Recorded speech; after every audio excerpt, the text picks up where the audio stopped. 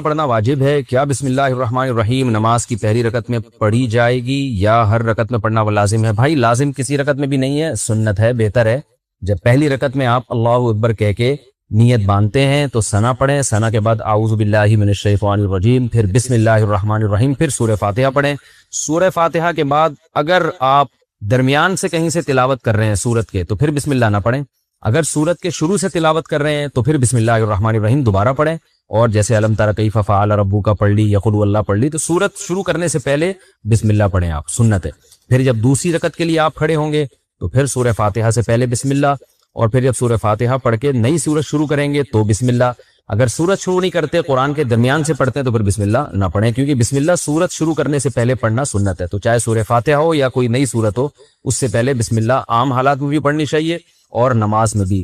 ہاں سورہ توبہ جب آپ پڑھیں گے تو پھر اس سے پہلے بسم اللہ الرحمن الرحیم نہ پڑھیں آپ، لیکن یہ واجب نہیں ہے، میں نے بتایا سنت ہے، چھوٹ جائے تو کوئی گناہ نہیں ہے۔ کیا خدا حافظ کہنا غلط ہے؟ خدا حافظ کہنا کیسا ہے، اس کا جواب دینا کیسا ہے؟ محمد سلمان انڈیا سے جائز ہے، اس میں کوئی حرج نہیں ہے۔ خدا حافظ کا مطلب فی امان اللہ، اللہ کی امان، تو خدا تمہارا حافظ ہو، کوئی حرج نہیں ہے، اس میں کہہ سکتے ہیں، اس کا جواب بھی دے سکتے ہیں، نہ دینا چاہیں تو بھی دے سکتے تو بھی ٹھیک ہے، دینا چاہیں تو بھی آپ کہہ دیں کہ اللہ تمہارا بھی حافظ ہونے کے بعد دعا ہے بھائی، دعا کے لیے کوئی ثبوت کی ضرورت نہیں ہوتی۔ بسم اللہ کی جگہ 786 لکھ سکتے ہیں کیا؟ حافظ ساجد انڈیا سے 786 کا مطلب کیا ہے اور اسے لکھنا کیسا ہے؟ دیکھیں جو ہم بولتے ہیں نا، یہ علم عادات کے ذریعے بھی زبان ہے، تو وہ ہر عدد کا ایک لفظ کی وہ جو ہے نا ترجمانی کر رہا ہوتا ہے، تو جو علم عادات کو جانتے ہیں کہ کس طرح سے کون سا لفظ لکھا جاتا ہے تو وہ بتاتے ہیں کہ 786 یہ بسم اللہ کا ترجمہ ہے گویا کہ، یعنی بسم اللہ کو 786 بھی ریاضی کی زبان میں لکھا جاتا ہے، تو اس لیے اگر کسی نے لکھ لیا تو گناہ نہیں ہے، لیکن یہ عمل ہے خلاف سنت، اس لیے کہ قرآن و سنت نے جو ہمیں رسم الخط بتایا ہے اس رسم الخط کو چینج نہیں کیا جا سکتا۔ جیسے بسم اللہ جب لکھنی ہے تو بیم، جیسے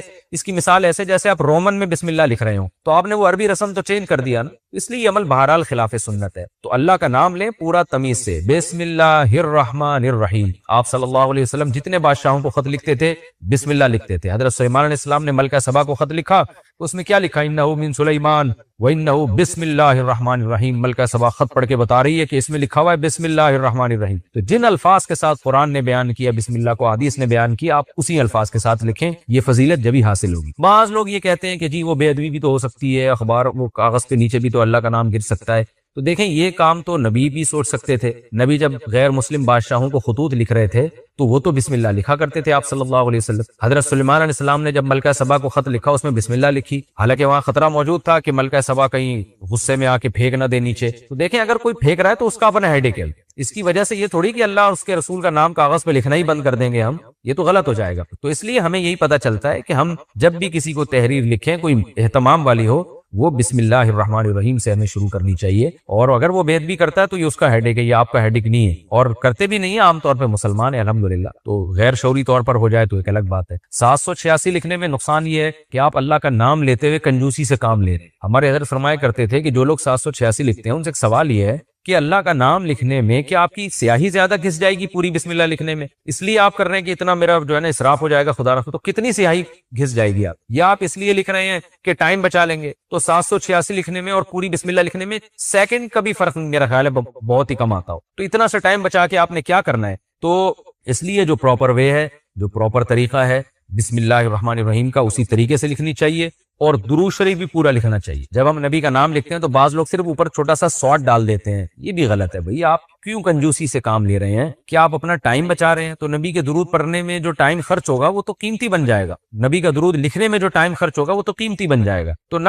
اس سے ٹائم بچ رہا ہے، نہ آپ کے قلم کی سیاہی بچ رہی ہے۔ کتنی بچا لیں گے سیاہی؟ کیا کرنا ہے آپ نے؟ کیا اس سے بزنس کرنا ہے؟ جو پین میں آپ کے تھوڑی سی بال پین میں تھوڑی سی سیاہی بچ جائے گی تو کیا اس کو بیچنا ہے آپ نے مارکیٹ میں؟ تو خام خواہ کی ایک چیز ہے، تو جو پراپر وے ہے درود شریف لکھنے کا صلی اللہ علیہ وسلم، یہ پورا بولا بھی پورا کریں اور لکھا بھی پورا کریں۔ بولنے سے یاد آیا، بولتے بھی لوگ ادھورا ہیں، اکثر میں نے لوگوں کو دیکھا ہے آپ صلی اللہ علیہ وسلم نے فرمایا، نبی صلی اللہ علیہ وسلم نے فرمایا، او بھائی پورا بول دو، نبی صلی اللہ علیہ وسلم نے ارشاد فرمایا، آپ صلی اللہ علیہ وسلم نے ارشاد فرمایا، رسول اللہ صلی اللہ علیہ وسلم نے یہ کام فرمایا، تو پورا صلی اللہ علیہ وسلم تمیز سے بولنا چاہیے۔ یہاں بھی جو شارٹ کر دیتے ہیں نا صلی اللہ علیہ وسلم، اس سے بھی پتہ نہیں کیا ہو رہا ہے. باقی ساری بات پوری تمیز سے تجوید کے ساتھ پورے ایک ایک حرف جو ہے نا پورے طریقے سے ادا کر رہے ہوتے ہیں. جہاں درود شریف کی بات آئی ٹائم بچانے کی فکر شروع ہو جاتی ہے. یہ طریقہ بھی غلط. تو اس میں آپ کتنا ٹائم بچا لو گے, کتنے سیکنڈ بچا لو گے آپ, اور کیا بچا کے آپ کیا کر لو گے اس سے. جب درود پڑھیں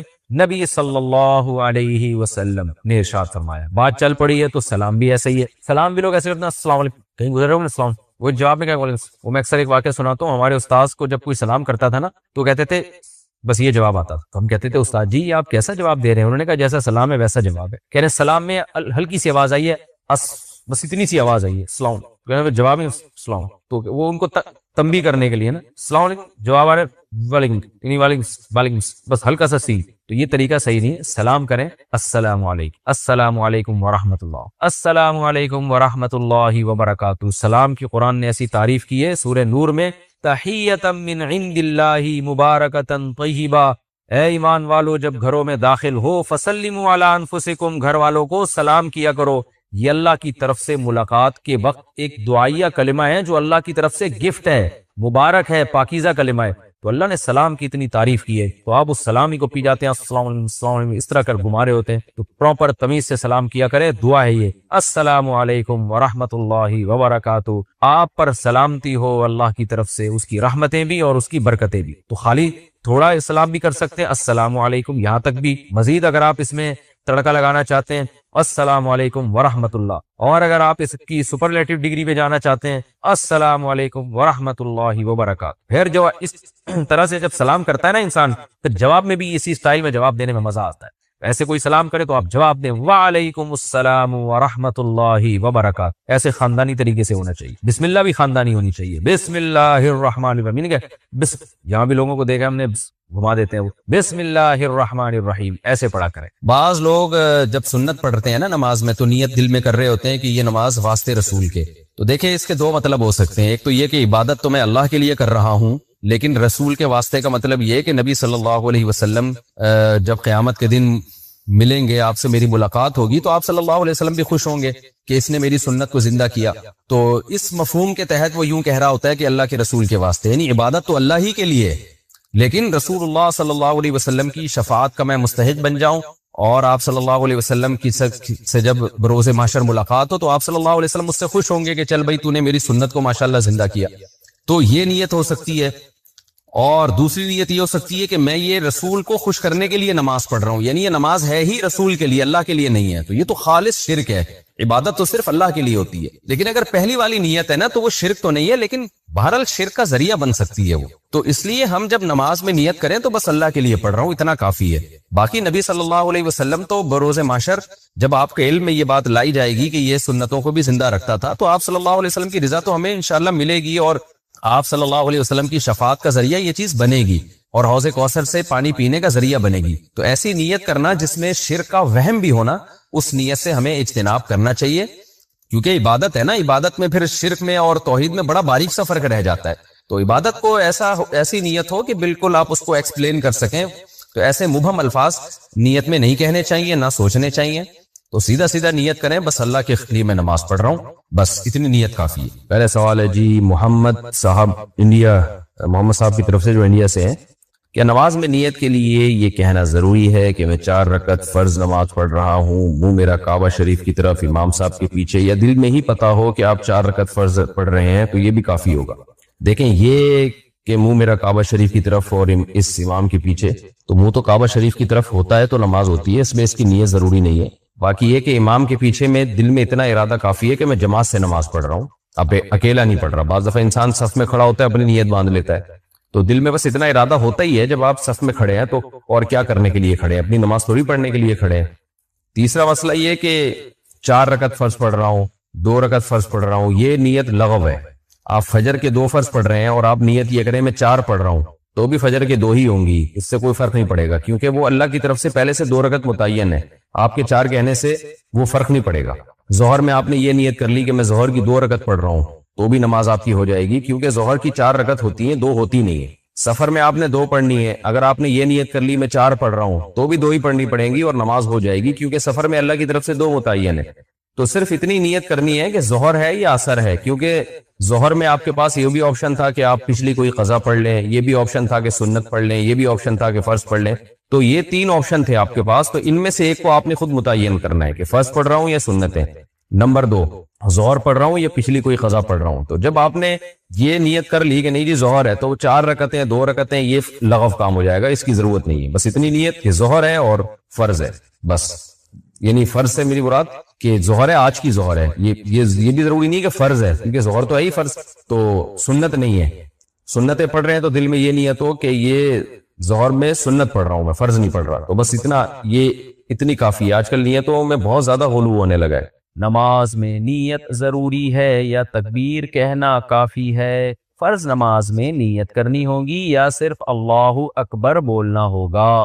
اگر نیت کرنی ہوگی تو اردو میں کریں یا عربی میں کریں. سلمہ صاحبہ دبئی سے، دیکھیں نیت نماز میں ضروری ہے، لیکن نیت دل کے ارادے کا نام، اور دل میں ارادہ انسان اپنی زبان میں ہی کرتا ہے جو اس کی مدر لینگویج. دل میں نیت کرتا ہے میں نماز پڑھ رہا ہوں، تو بس اتنا کافی ہے. پھر جو نماز ہے اس کی نیت کر لیں، ظہر کی ہے تو ظہر کی نیت کر لیں، عصر کی ہے تو عصر کی، فرض کی ہے تو فرض کی کر لیں. بس دل میں نیت کافی ہے، اس کا انگلش عربی اردو سے کوئی تعلق نہیں ہے. نماز کی نیت کیا زبان سے ضروری ہے؟ نماز کی نیت کا کیا حکم ہے؟ دل میں نیت کافی ہے یا لفظوں سے نیت کرنا ضروری ہے؟ ابرار احمد سومرو سکھر سے. نہیں جی، نیت تو دل کے ارادے کا نام ہے، بلکہ فقہا نے لکھا ہے کہ دل میں ارادہ تھا ظہر پڑھ رہا ہوں اور واقعی ظہر کی نماز تھی، زبان سے نکل گیا کہ عصر پڑھ رہا ہوں، تو نماز ادا ہو جائے گی، اس لیے کہ دل میں صحیح ارادہ کیا ہوا ہے. اور فجر کی قضا ظہر سے پہلے پڑھیں یا بعد میں؟ اگر فجر کی نماز قضا ہو جائے تو کیا ظہر کی نماز سے پہلے فجر کی قضا پڑھیں یا ظہر کی نماز کے بعد قضا پڑھیں؟ محمد مرسلین انڈیا سے.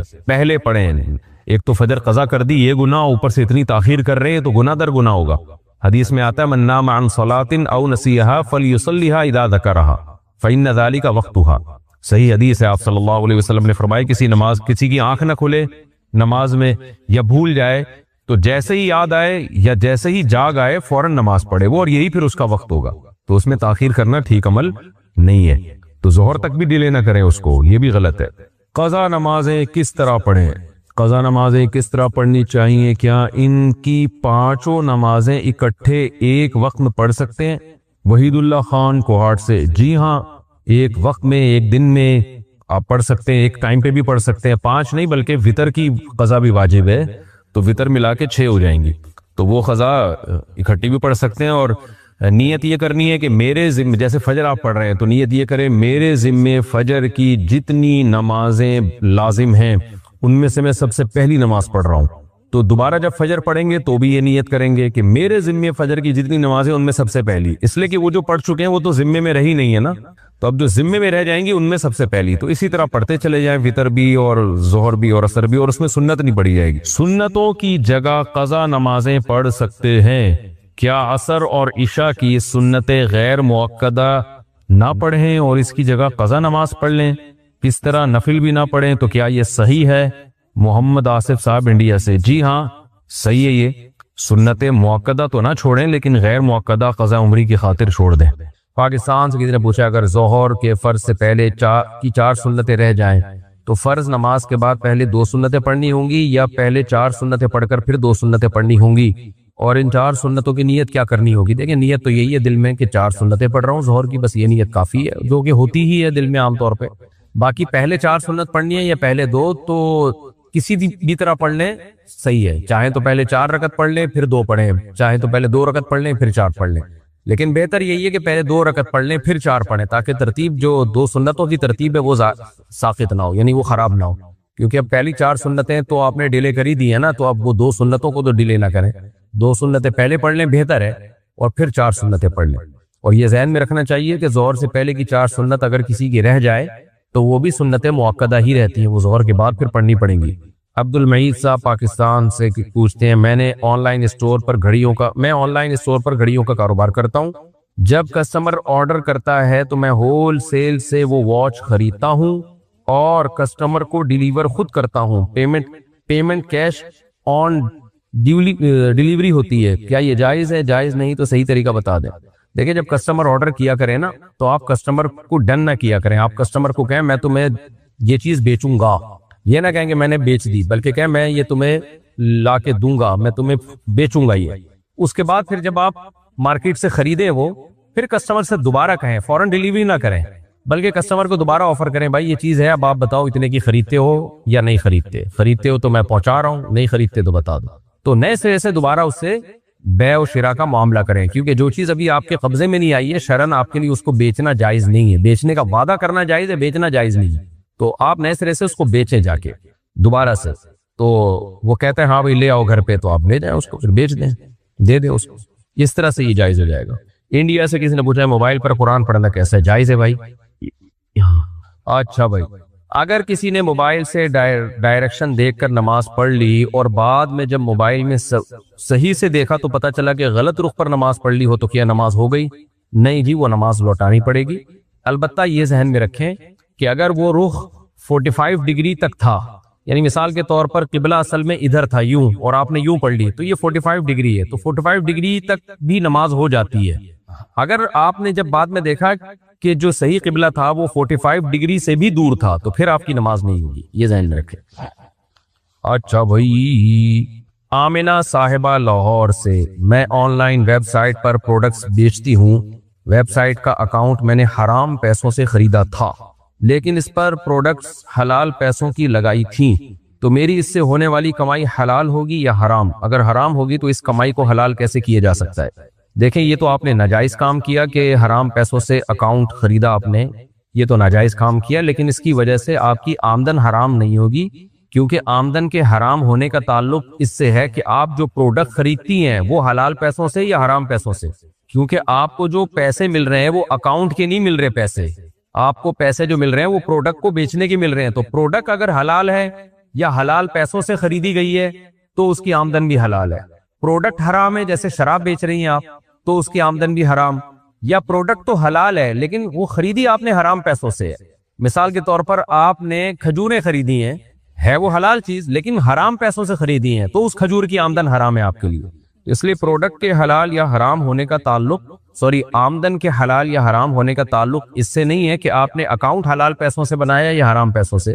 آمدن کے حلال یا حرام ہونے کا تعلق اس سے ہے کہ آپ جو چیز بیچ رہی ہیں وہ آپ نے حلال پیسوں سے خریدی یا حرام پیسوں سے. اس کی مثال ہے جیسے آپ نے کوئی دکان پہ قبضہ کیا اور پھر آپ نے اس پہ موبائل بیچا، تو وہ قبضہ بھی حرام ہے، اس میں آپ کا رہنا بھی حرام ہے، لیکن موبائل کی جو قیمت ملے گی چونکہ موبائل چوری کا نہیں ہے تو موبائل کے جو پیسے ملیں گے وہ آپ کو حلال ہوں گے. اب موبائل ہی چوری کا ہو پھر اپنی دکان میں بھی بیٹھ کے بیچیں گے تو وہ حرام ہو جائے گا. اس لیے آپ کی آمدن حلال ہے. البتہ جو آپ نے اکاؤنٹ میں حرام پیسوں سے خریدا تھا تو اس کو اس گناہ سے توبہ کا طریقہ یہ ہے کہ توبہ استغفار بھی کریں، اور جتنے پیسے آپ نے اکاؤنٹ میں لگائے تھے اتنے پیسے آپ صدقہ کر دیں ثواب کی نیت کے بغیر، کہ وہ حرام پیسے میں نے کسی غریب فقیر کو یا کسی خیر کے کام میں لگا دیں ایک جرمانے کے طور پر، کہ بھئی وہ تاکہ میرے جو وہ اکاؤنٹ ہے وہ حلال ہو جائے. تو اب توبہ استغفار بھی کریں اور اتنے پیسے آپ صدقہ کر دیں تو وہ اکاؤنٹ بھی پھر حلال پیسوں ہی کا کہلائے گا. مرسلین شاہ انڈیا سے، مجھے ہمیشہ ایک سپنا آتا ہے جس میں یہ ہوتا ہے کہ میں نماز کے لیے مسجد میں جاتا ہوں تو یاد آتا ہے کہ میں ناپاک ہوں. یہ تقریباً 1 سال سے ہو رہا ہے. اس سپنے کو آنے دیں. سپنا آنے پر گورنمنٹ کی طرف سے کوئی پابندی نہیں ہے، آنے دیں. جتنا اس کو سوچیں گے تو یہ سپنے اور زیادہ آئیں گے، بلکہ یہ بڑھیں گے، پھر تو بڑھتا ہی چلا جائے گا یہ. اس لیے آنے دیں، آنے سے کچھ یہ کوئی نقصان نہیں ہے اس سے. انڈیا سے کسی نے پوچھا ہے، میرا ایک دوست ہے وہ مجھ سے کہتا رہتا ہے کہ وہابیوں کے پیچھے نماز نہیں پڑھنی چاہیے، کیا ایسے میں مجھے اپنے دوست کے ساتھ دوستی رکھنی چاہیے یا اس سے دوری اختیار کر لی جائے؟ آپ کو دوست سے کتنی دوستی ہے، کن بیسس پر ہے، وہ تو آپ جانیں. تو دوستی ختم کرنا یا نہ کرنے کا مشورہ تو میں آپ کو نہیں دوں گا. آپ کو اگر اس دوست سے دوستی کی وجہ سے آپ کے دین کا نقصان ہو رہا ہے پھر ختم کر دینی چاہیے. دین کا نقصان نہیں ہو رہا ہے تو آپ کی مرضی ہے، جاری رکھیں. البتہ وہابیوں کے پیچھے نماز کا مسئلہ میں بتا دیتا ہوں. دیکھیں، نماز کوئی بھی شخص توحید پرست ہو اور اسلام کے بنیادی عقیدوں کو مانتا ہو تو اس کے پیچھے نماز ادا ہو جاتی ہے، چاہے عمل میں وہ خراب ہی کیوں نہ ہو. تو اور کوئی بھی شخص جو اسلام کے بنیادی عقیدوں کا منکر ہو تو اس کے پیچھے نماز نہیں ہوتی.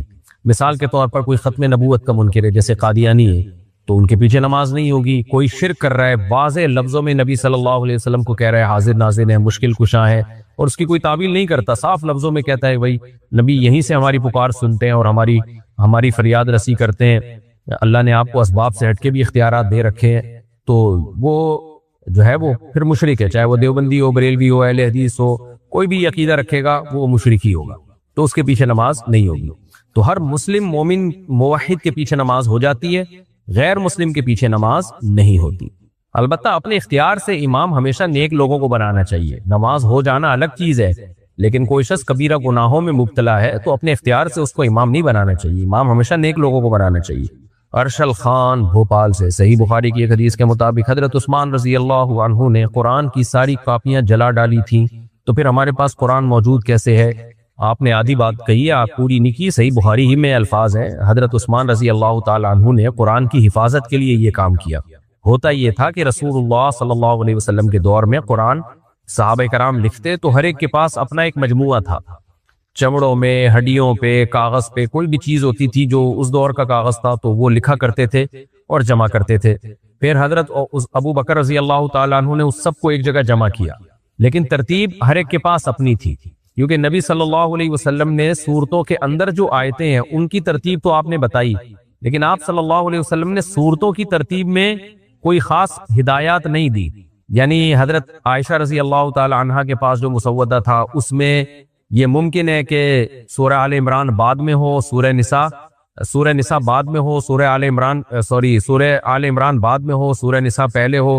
عبداللہ بن مسعود رضی اللہ تعالیٰ عنہ کے پاس جو مسودہ تھا، جو مصحف تھا، اس میں آپ نے سورہ فلق سورہ ناس لکھی نہیں تھی۔ اس کی وجہ یہ تھی کہ وہ کہتے تھے بھئی اس کو کتاب کی شکل میں لکھنے کی کیا ضرورت ہے، یہ تو بچوں کو سورہ فلق سورہ ناس یاد ہوتی ہے۔ تو لیکن حضرت عثمان کے دور میں حضرت حذیفہ بن یمان نے مشورہ دیا کہ بھئی اس طرح جب امت پھیلے گی تو وہ دیکھے گی ان کے پاس قرآن الگ ترتیب سے لکھا ہوا ہے، ان کے پاس الگ ترتیب سے لکھا ہوا ہے، تو امت میں جھگڑا پیدا ہونے کا خطرہ ہے، تو اس لیے حکومتی سطح پہ ایک ترتیب پہ قرآن کو جمع کیا جائے۔ تو حضرت عثمان رضی اللہ تعالیٰ عنہ نے سارے صحابہ جو بھی قرآن کے عالم تھے، حافظ تھے، ان کو جمع کیا اور سورہ فاتحہ، پھر سورہ بقرہ، پھر سورہ آل عمران، پھر سورہ نساء، اس ترتیب سے جو ہمارے پاس ہے نا، اس ترتیب سے قرآن مجید کو آپ نے جمع کیا۔ اس پہ سب صحابہ جمع ہو گئے، سب نے اس کو درست مانا، اجماع ہو گیا اس کے اوپر۔ پھر جو باقی جو لوگوں کے پاس جمع تھے دوسری ترتیبوں سے، وہ بھی ٹھیک تھی، ان کو جلا دیا تاکہ ایسا نہ ہو کہ امت میں اختلاف پیدا ہو جائے بعد میں۔ تو یہ قرآن کی حفاظت کے لیے کیا ہے حضرت عثمان نے یہ کام، یہ قرآن کو ضائع کرنے کے لیے نہیں کیا۔ حضرت عثمان نے ایک نسخہ اپنے پاس رکھا، ایک دمشق میں بھیجا، مختلف ملکوں میں بھیجا، پھر اسی کی لوگوں نے کاپیاں بنائی اور آج ہمارے پاس وہی چلا آتا ہے۔ تو کسی بھی صحابی کو حضرت عثمان رضی اللہ تعالیٰ عنہ کے اس جمع کی ایک قرآن پہ اعتراض نہیں ہوا کہ نہیں یہ تو آپ نے قرآن بدل دیا، سارے صحابہ نے مانا۔ ہاں یہ ضرور تھا کہ بعض صحابہ نے کہا ہم نے جو اپنی ترتیب سے اپنے پاس جمع کیا ہوا ہے وہ ہم نہیں دیں گے آپ کو، تو وہ ہم اپنے پاس رکھیں گے۔ جیسے عبداللہ بن مسعود رضی اللہ تعالیٰ عنہ نے اپنا مصحف حضرت عثمان کے حوالے نہیں کیا، لیکن حضرت عثمان کے مصحف کو بھی انہوں نے درست مانا، تو تاکہ ایک ترتیب جو ہے نا وہ ترتیب میں خلل نہ ہو، تو وہ آج ہمارے پاس چلا آ رہا ہے۔ تو یہ قرآن کی حفاظت کے لیے کیا، اسی وجہ سے قرآن محفوظ ہو گیا، ورنہ کیا ہوتا کسی کے پاس سورہ آل عمران بعد میں ہوتی، سورہ نساء پہلے ہوتی، تو وہ پھر کہتے تمہارا قرآن الگ ہے، میرا قرآن الگ ہے، اس پہ لڑائیاں جھگڑے ہوتی، تو اس سے کوئی فرق نہیں پڑتا۔ سورہ بقرہ، حضرت عائشہ کے پاس ایک شخص آیا نا، اس نے کہا کہ آپ بتائیں آپ کے پاس قرآن کون سا ہے، حضرت عائشہ لے کر آئیں، تو اس نے کہا میرے پاس تو یہ سورت فلاں جگہ پہ لکھی ہوئی ہے، آپ کے پاس فلاں جگہ پہ کیوں ہے؟ تو انہوں نے حضرت عائشہ نے فرمایا اس سے کیا ہوتا ہے کہ یہ سورت تم فلاں مقام پہ تمہارے پاس موجود ہے، میرے پاس فلاں مقام پہ، اس سے ہوتا کیا؟ سورت تو پوری موجود ہے نا، اور سورت کے اندر جو آیتیں ہیں وہ تو اسی ترتیب سے ہیں۔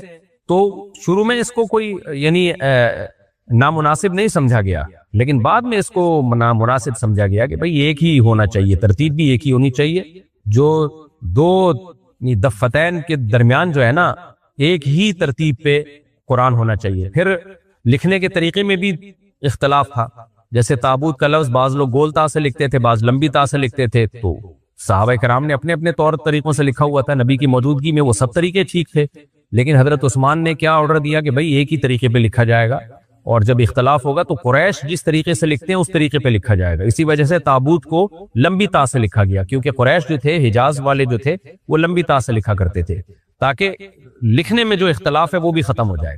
تو یہ حضرت عثمان نے قرآن کی حفاظت کے لیے کیا، اور گورنمنٹ لیول پہ یہ کام ہوا، سب صحابہ نے اس کو سراہا، اور اسی وجہ سے آج ہمارے پاس یہ قرآن موجود ہے۔ تو اس کے علاوہ جتنے نسخے تھے جلا دیے گئے، جلانا قرآن کی حفاظت کے لیے تھا، قرآن کو معاذ اللہ ضائع کرنے کے لیے نہیں تھا۔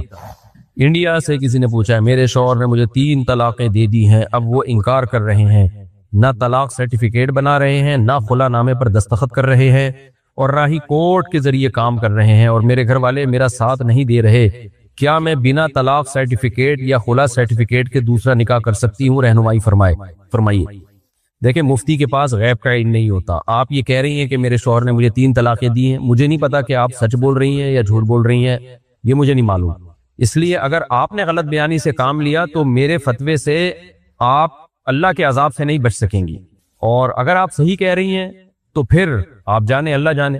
تو مسئلہ یہی ہے کہ اگر بیوی نے اپنے کانوں سے ہوش و حواس کی حالت میں، بالکل جاگتی حالت میں شوہر سے سنا کہ شوہر نے ہوش و حواس میں 3 دفعہ طلاق دی ہے، تو پھر وہ بیوی اپنے شوہر پہ حرام ہو جاتی ہے۔ شوہر بعد میں مکر گیا تو جج تو شوہر ہی کا ساتھ دے گا۔ وجہ اس کی ہے کہ عورت سے وہ پوچھے کہ آپ کے پاس کیا دلیل ہے، عورت کے پاس تو گواہ نہیں ہے، تو ہم تو ظاہر کے مکلف ہیں۔ جب یہ کیس کورٹ میں جائے گا تو کورٹ تو یہی کہے گی بھائی تمہارے پاس کوئی دلیل نہیں ہے تو ہم کیسے مان لیں کہ 3 طلاقیں دی ہیں؟ تو شوہر سے قسم اٹھوائی جائے گی۔ اگر وہ جھوٹی قسم اٹھا لیتا ہے تو کورٹ ایسے موقع پہ ظاہر پہ ہی فیصلہ کرتی ہے، تو وہ مجبور ہے کورٹ تو۔ لیکن اللہ اور آپ کے درمیان جو معاملہ ہے وہ یہی ہے کہ اگر واقعی آپ نے اپنے شوہر سے 3 طلاقوں کا لفظ سنا ہے اور وہ شوہر مکر گیا، جھوٹ بول رہا ہے، وہ اللہ کے عذاب سے نہیں ڈرتا وہ، تو بہرحال آپ اپنے شوہر پہ حرام ہو چکی ہے۔ تو اب آپ کے لیے جس طرح بھی ممکن ہو آپ اپنے شوہر سے جان چھڑائیں۔ تو اگر وہ طلاق کا سرٹیفکیٹ نہیں بنواتا یا وہ کورٹ سے خلا بھی نہیں دیتا تو پھر آپ یک طرفہ خلا بھی ایسے موقع پہ لے سکتی ہیں، یعنی کورٹ میں کیس کریں، کورٹ خلا کی ڈگری پکڑائے آپ کو، تو وہ اس بیس پہ آپ کے لیے جائز ہوگا کہ بھئی ٹھیک ہے یک طرفہ خلا ٹھیک نہیں ہوتا، لیکن آپ کے لیے ٹھیک اس لیے ہوگا کہ تو آپ نے ڈاکومنٹ بنوانے ہیں، تو آپ کو تو پتہ ہے کہ شوہر نے 3 طلاقیں دے دی ہیں، ویسے ہی آپ اپنے شوہر پہ حرام ہو چکی ہیں۔ تو ایسی صورت میں کسی بھی طرح سے عورت اپنی جان شوہر سے چھڑا سکتی ہے تو اس پر لازم ہے کہ وہ چھڑائے، کیونکہ وہ عورت شوہر کے لیے حلال نہیں ہے۔ تو آپ جانیں، اللہ جانے، میں نے ظاہر کے مطابق یعنی آپ کی بیان کو درست مان کے یہ فتویٰ دیا ہے، کیونکہ بعض دفعہ عورتیں اس سے ناجائز فائدہ بھی اٹھاتی ہیں، شوہر نے طلاقیں دی نہیں ہوتی لیکن وہ جھوٹ بول دیتی ہیں، غلط بیانی کر دیتی ہیں کہ شوہر نے دیے طلاق، پھر وہ مفتی کا فتویٰ دکھاتی ہیں، دیکھو میرے میاں نے مجھے 3 طلاقیں دی ہیں اور مکر گیا ہے وہ، تو مفتی نے مجھے فتویٰ دیا ہے کہ میں کورٹ سے خلا لے سکتی ہوں۔ تو بھائی مفتی عالم الغیب نہیں ہوتا۔ اگر واقعی آپ نے اپنے شوہر کے منہ سے 3 طلاقوں کا لفظ سنا ہے تو پھر آپ کے لیے کسی بھی طرح سے جان چھڑانا جائز ہے، تو آپ کورٹ سے ایسے موقع پہ خلا لے سکتی ہیں، چاہے شوہر عدالت میں آئے نہ آئے، یک طرفہ خلا لے کے آپ جان چھڑائیں اور عدت کے بعد کہیں اور شادی کریں آپ۔ اور شوہر کو بھی چاہیے کہ اللہ کے عذاب سے ڈرے ہوئے، اگر واقعی اس نے 3 طلاقیں دی اور مکر گیا ہے تو جہنم کی آگ کا ایندھن بننے کی فکر کر رہا ہے وہ۔ طلاق کوئی ہلکا لفظ نہیں ہے کہ آپ زبان سے نکالیں اور بولے میں نے دی نہیں ہے۔ مرد بھی ایسی حرام حرکتیں کرتے ہیں، ایسے بھی کیس آئے ہیں، بعد میں ہم نے کراس کویشچن کیا تو پتہ چلا مرد جھوٹ بول رہے ہیں۔ تو بعض دفعہ عورت غلط بیانی سے کام لے رہی ہوتی ہے، بعض دفعہ مرد کمبخت طلاق دے کے مکر جاتا ہے۔ تو طلاق کے معاملے میں جہاں بھی اللہ نے طلاق کے احکام بیان۔ میرے دوست ایان کا آپ سے سوال ہے کہ کیا لوڈو کھیلنا حرام ہے، حلال، جائز ہے؟ دعا کرنے کا کیا طریقہ ہے؟ دعا کرنے کا طریقہ یہ ہاتھ سینے تک اٹھائے جائیں، دونوں ہاتھوں کو ملا بھی سکتے ہیں، فاصلہ بھی رکھ سکتے ہیں، اور سب سے پہلے اللہ کی حمد و ثنا کی جائے، پھر نبی صلی اللہ علیہ وسلم پر درود پڑھا جائے، اس کے بعد پھر اپنے لیے، پھر اپنے والدین کے لیے، جو قریبی رشتہ دار ہیں ان کے لیے پہلے دعا مانگی جائے، اپنے اساتذہ کے لیے، پھر جنرلی دعائیں مانگی جائیں، اور آخر میں درود پہ دعا کو ختم کیا جائے۔ اگر فجر کا وقت داخل ہو جائے تو کیا اس میں تہجد کی نماز پڑھ سکتے ہیں؟ نہیں، فجر کا وقت داخل ہونے سے پہلے ہے تہجد کی نماز۔ سب سے پہلے آپ دعا کریں کہ اللہ ہم سب کے اور خاص طور پر میرے کچھ عزیز لوگوں کی زندگی میں ہر قسم کی مشکلات میں آسانی پیدا کر دے، آمین۔ میرا سوال یہ ہے کہ والدین اگر اپنی مرضی اپنی زمین نابالغ اور بالغ بچوں کو مشترکہ بغیر تقسیم اور بغیر قبضہ دے دیں، صرف تحریر لکھ کے، اس صورت میں کیا نابالغ بچوں کا قبضہ مانا جائے گا؟ دوسری بات یہ کہ آپ کے بیان کے نیچے لوگوں نے تعریف کیا لکھا ہوتا ہے، تصریف کے بجائے بولا ہوتا ہے اس کو سلام کی پوری معلومات نہیں ہیں اور یہ بازاری کتابوں کے مفتی ہیں، آپ ان جیسے لوگوں کے لیے کچھ بولیں ورنہ یہ ہمیں بھی برا بولتے ہیں۔ بولنے پر تو گورنمنٹ کی طرف سے کوئی پابندی نہیں ہے بھائی، کچھ بھی بول سکتا ہے۔ یہ جو اکثر لوگ مجھے کہہ رہے ہوتے ہیں مفتی صاحب بالکل علم سے فارغ ہیں، بس یہ لطیفوں والے سرکار ہیں، لطیفوں والی۔ میرے بیانات سے نا لوگ شارٹ کلپ میں چلاتے ہی لطیفے ہیں، باقی میری حیثیت کیا ہے علماء کے مقابلے میں تو میں زیرو ہوں، لیکن جو میری جو ٹوٹی پھوٹی علمی حیثیت ہے وہ ایسا ہی نہیں ہے کہ اٹھے اور بیٹھ کے ہم نے بیانات ٹھوکنا شروع کر دیے، مسائل بتانا شروع کر دیے۔ پراپر وے میں جو علم حاصل کیا جاتا ہے، جو ایک پورا طریقہ ہے صدیوں سے چلا آ رہا ہے، اس ٹریک سے الحمدللہ ہم بھی گزرے ہیں، جن میں سب سے پہلے عربی گرامر ہے، عربی ادب ہے، پھر حدیث ہے، فقہ ہے، قرآن کی تفسیر ہے، یہ سارا اس سارے پروسیس سے میں گزرا ہوں. اس کے بعد میں 26 سال 26 یعنی 25 تو پورے ہو گئے، یہ 26واں سال چل رہا ہے.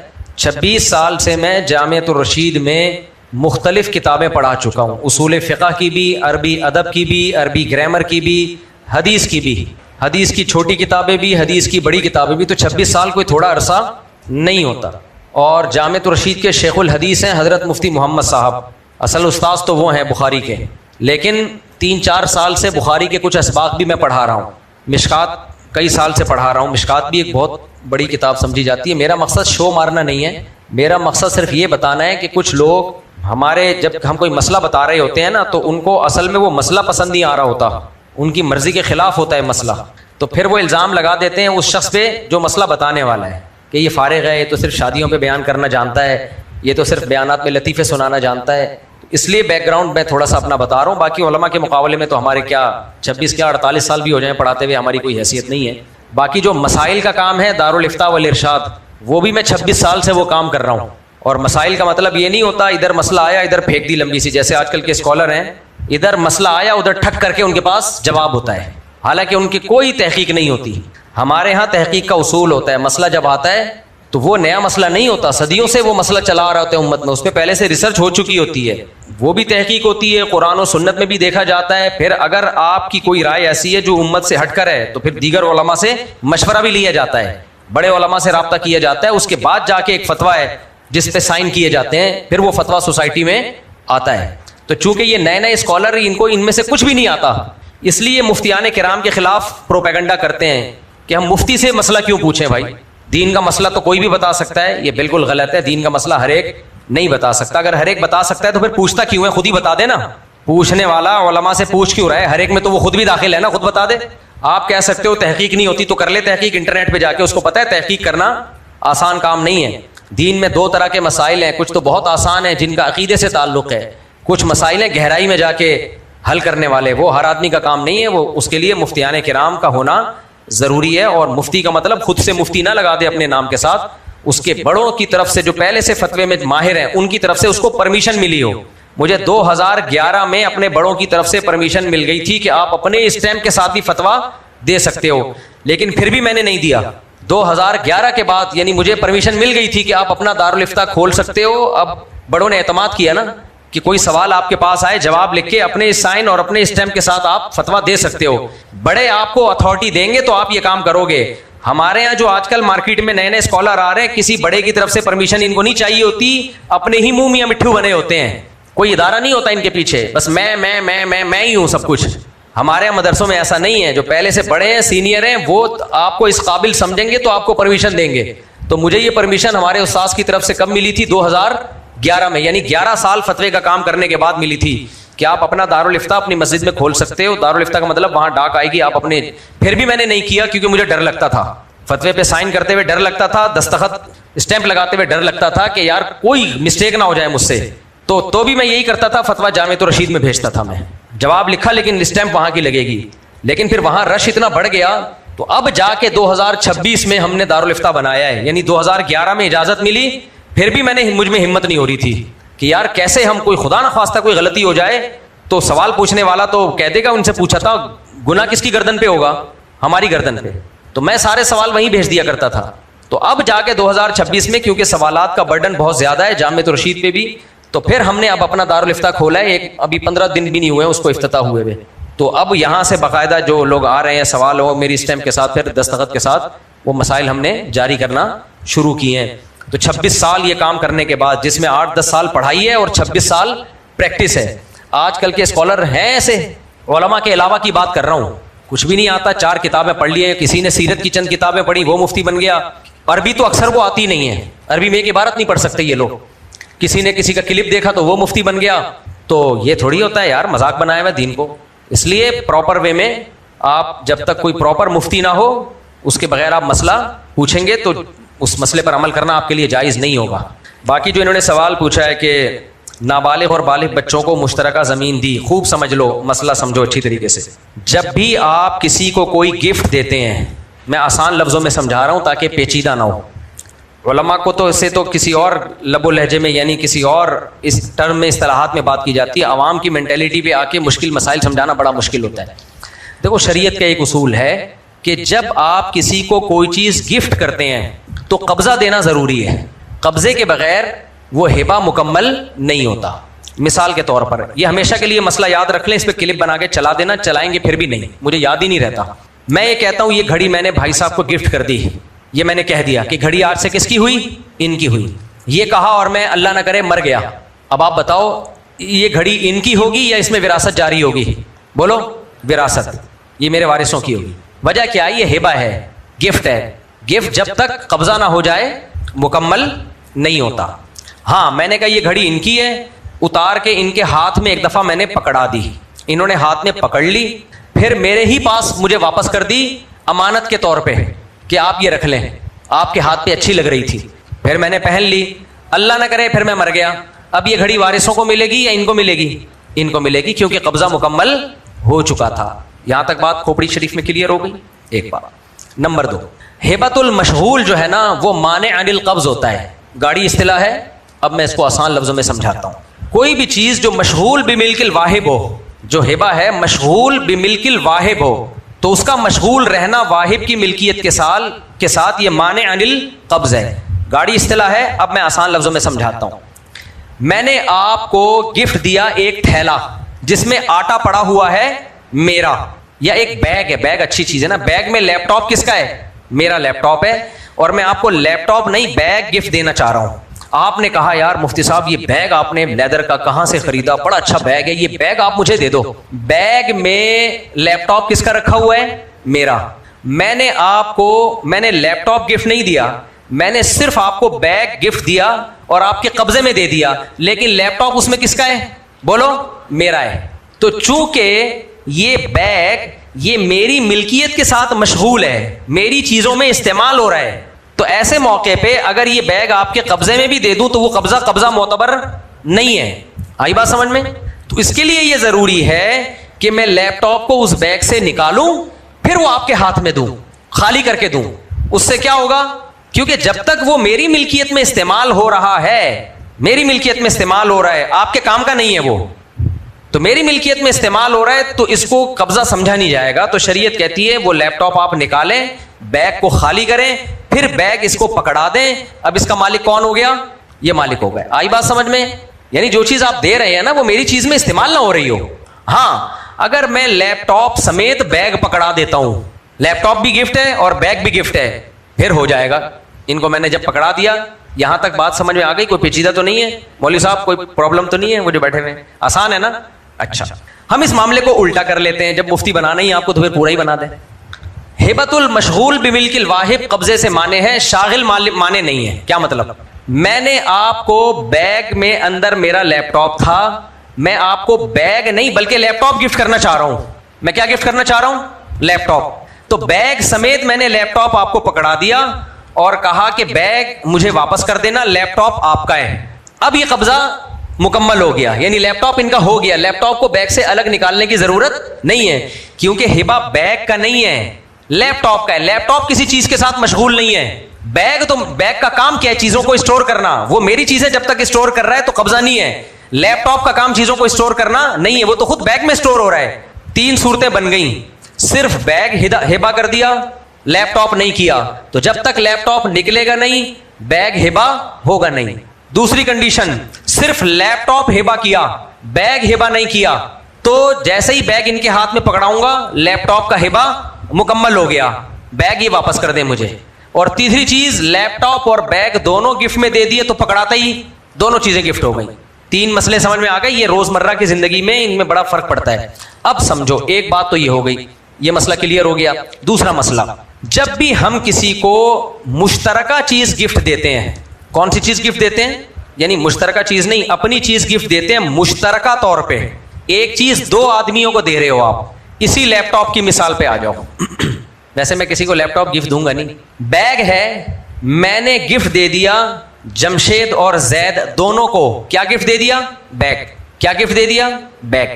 تو دونوں ان میں سے کوئی ایک بھی نمائندہ بن کے قبضہ کر لے گا تو مالک دونوں بن جائیں گے. یعنی ایک نے کہا چل میں لے رہا ہوں تیری طرف سے بھی میں وصول کر لیتا ہوں, دونوں کا قبضہ پھر ضروری نہیں ہے. دے دیا, دیتے ہی دونوں اس کے کیا بن گئے, مالک. دونوں کا آدھا آدھا ہو گیا, وہ جیسے چاہیں استعمال کریں, باریاں لگا لیں یا ایک دوسرے کو آدھی قیمت دے کے خرید لے, اس سے وہ ان کا ہیڈک ہے. گائے میں نے گفٹ دے دی, میں نے کہا آج سے گائے واسے کی اور سات بھائی کی ہو گئی. گائے جیسے ہی پکڑاؤں گا ان کے ہاتھ میں ڈوری آئی, یہ دونوں گائے کے مالک بن گئے. تقسیم کرنا ضروری نہیں ہے کیونکہ گائے قابل تقسیم ہے نہیں اور بیگ قابل تقسیم ہے نہیں. آدھا آدھا کیا نہیں جا سکتا نا, آدھا کریں گے تو استعمال کے قابل ہی نہیں رہے گا. ایک چھوٹا سا کمرہ تھا, میں نے گفٹ میں دے دیا اس کو بھی اور اس کو بھی. پہلے تو میں ایک بندے کی مثال دے رہا تھا نا, دو بندوں کا گفٹ دیا جا رہا ہے. میں نے کہا یہ ایک کمرہ آپ دونوں کا ہوا, تو تقسیم کرنا ضروری نہیں ہے کیونکہ کمرے کو ڈیوائڈ کر کے دیں گے نا تو وہ نہ اس کے کام کا رہے گا نہ اس کے کام کا رہے گا, لہذا دے دیا, دونوں کا ہو گیا. لیکن جو چیزیں قابل تقسیم ہوتی ہیں, تقسیم کے بعد بھی استعمال کے قابل ہوتی ہیں, ان میں تقسیم کیے بغیر ہبہ مکمل نہیں ہوتا. سمجھ میں آ رہی ہے بات؟ 400 گز کا ایک پلاٹ ہے, آپ کسی کو گفٹ میں دے رہے ہو, دو بندوں کو میں نے گفٹ میں دے دیا, یہ پلاٹ آپ دونوں کا ہوا, دونوں کے لیے قبضہ کرنا ضروری ہے, کیا خیال ہے؟ لیکن یہ قبضہ اس وقت تک شریعت نہیں مانے گی جب تک لکیر لگا کے دو ٹکڑے نہ کر دو اس کے, کیونکہ بیگ یا ایک کمرہ تقسیم کے قابل نہیں تھا. 400 گز کا جو پلاٹ ہے وہ تقسیم ہو سکتا ہے, تو وہاں تو مجبوری تھی, تقسیم ممکن نہیں تھا. یہاں قبضے کے لیے تقسیم کرنا پڑے گا, بھائی یہ آدھا تیرا تو اس کو قبضے میں لے لے, یہ والا آدھا تیرا تو اس کو قبضے میں لے لے. اور پلاٹ کا قبضہ کیسے ہوگا؟ جائے وہاں جا کے کھڑا ہو جائے, بس ایک دفعہ یہ میرا ہو گیا. تو جو چیزیں تقسیم کے قابل ہوتی ہیں انہیں تقسیم کیے بغیر جب آپ ہبہ کرتے ہو تو وہ ہبہ مکمل نہیں ہوتا. یہاں تک بات شریف سمجھ میں آ گئی ہے؟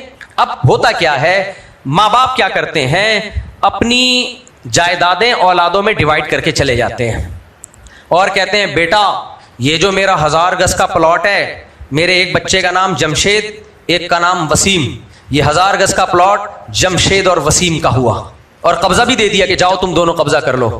شریعت میں یہ قبضہ معتبر نہیں ہے. بعد میں تنگ کرتے ہیں پھر مفتیوں کو کہ ہم نے تو ان کو دے دیا تھا, انہوں نے تو قبضہ بھی کر لیا تھا, تو اب اس میں وراثت کیوں جاری ہو رہی ہے؟ وارثوں کی لڑائی ہوتی ہے. کسی مدرسے سے فتویٰ لیتے ہیں تو مدرسے والے کہتے ہیں بھائی ایک پلاٹ 2 بیٹوں میں ڈیوائڈ کیا ہے, 2 بیٹوں کو گفٹ میں دیا ہے, تو اس کو ڈیوائڈ کرنا ضروری تھا کیونکہ یہ مشاع چیز کا ہبہ ہے, اور مشاع چیز کا ہبہ ان چیزوں میں جو تقسیم کے قابل ہوں وداؤٹ تقسیم جائز نہیں ہے.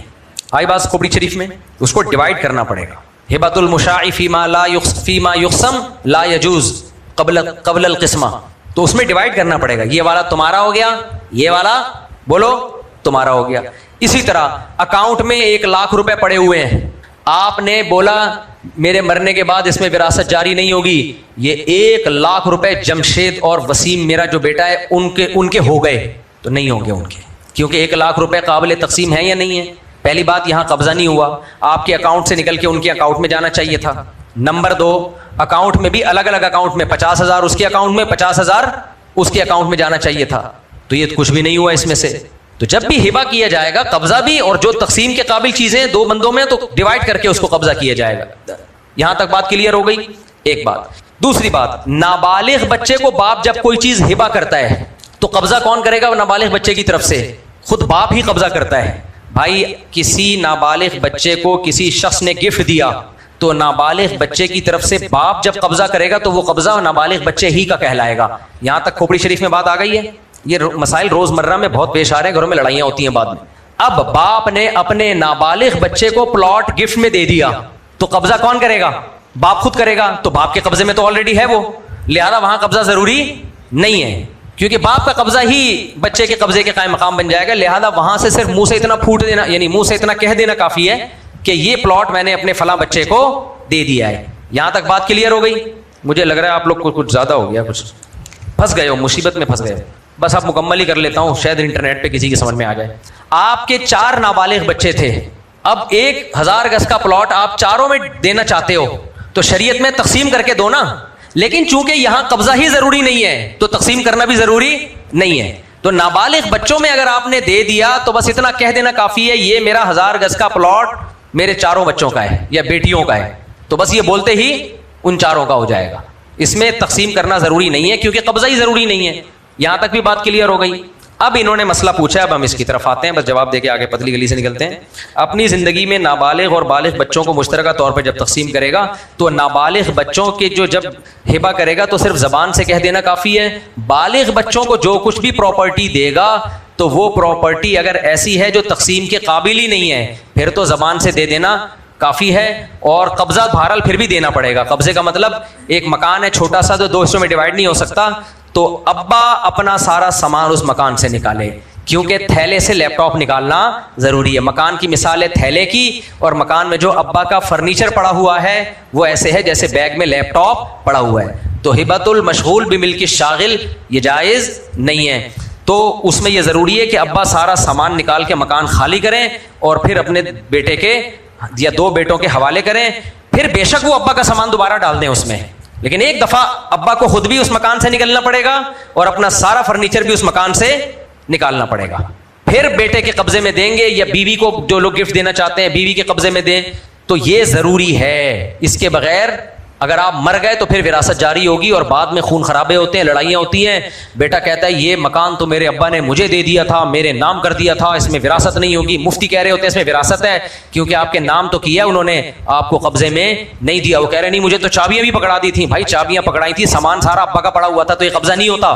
مالک مکان جب مکان خالی کراتا ہے تو سامان نکالتا ہے سب سے پہلے. قبضہ کہتے ہی اس کو ہے کہ آپ کا مکان پڑا ہوا ہو, خود سامان پڑا ہوا ہو. 24 گھنٹے کون رہتا ہے گھر کے اندر؟ اب لوگ کہتے ہیں مفتیوں نے دین کو مشکل بنا دیا, سارا سامان نکال کے بیٹے کو گفٹ دیں.